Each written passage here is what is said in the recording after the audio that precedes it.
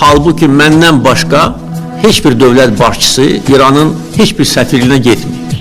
İlham Əliyev Azərbaycana dron hücumu ilə bağlı çıxış edib və bildirib ki, mən səfirlikdə oldum, başsağlığı verdim. Amma onlar bizim ölkəmizi dronla vurdu. Göstəriş vermişəm, ordu əməliyyata hazır olsun.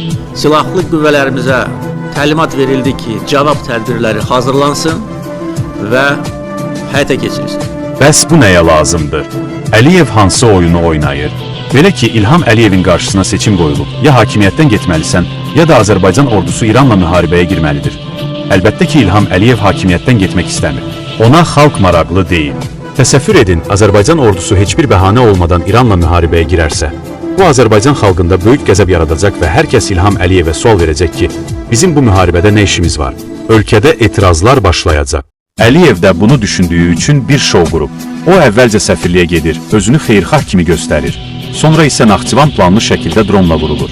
Əliyev də Azərbaycan xalqına göstərir ki, baxın mən xeyirxah addım atdım. Amma İran bizə qarşı bu addımı atdı. Yəni xalqın qəlbində İrana qarşı planlı şəkildə nifrət yaratmaq və xalqı belə bir müharibəyə soxmaq istəyirlər ki, Azərbaycanda İranla müharibəyə girilməsinə etirazlar olmasın. Gəlin belə düşünək, əgər İlham Əliyev həqiqətən İrana səmimi qəlbdən başsağlığı vermişdisə, onda niyə İlham Əliyevin şeyxi Allahşükür Paşazadə İrana başsağlığı verməyib? Ölkənin vitse-prezidenti niyə başsağlığı verməyib? Bundan başqa, İran niyə Ermənistanı vurmur? Çünki İlham Əliyevə göstəriş verən şəxslər bu müharibədə xristianların ölməyini istəmir. Mən özüm də bir xristiyan kimi bu ölkənin bütün dünya üçün və baş nazirlə bölüşdüyümüz eyni din üçün əhəmiyyətini başa düşürəm. Ermənistan xalqı və onun böyük baş naziri əməkdaşlığa görə sizə minnətdarlığımı bildirirəm. Bu müharibədə yalnız müsəlmanlar qırılacaq və həmin müsəlman dövlətlərindən biri də Azərbaycandır. Azərbaycan əskəri İlham Əliyevin əli ilə bu müharibədə öldürüləcək.